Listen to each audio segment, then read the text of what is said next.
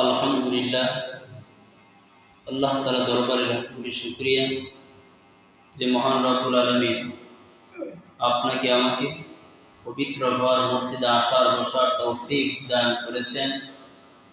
সেই মালিকের প্রতি শুকর আদায় করি, বলি আলহামদুলিল্লাহ।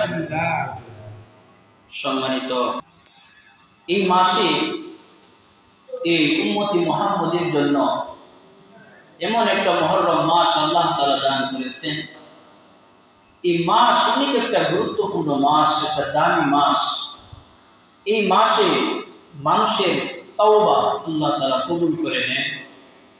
এবং শুধু তাই না, এই মুহররম মাসের মধ্যে ইন্না ইদ্দাশ শুহরি ইনদাল্লাহি ইসনা আশারা শাহরান কিতাবাল্লাহি ওয়া খালাকাস সামাওয়াতি ওয়াল আরদ। এই মুহররম মাসে আল্লাহ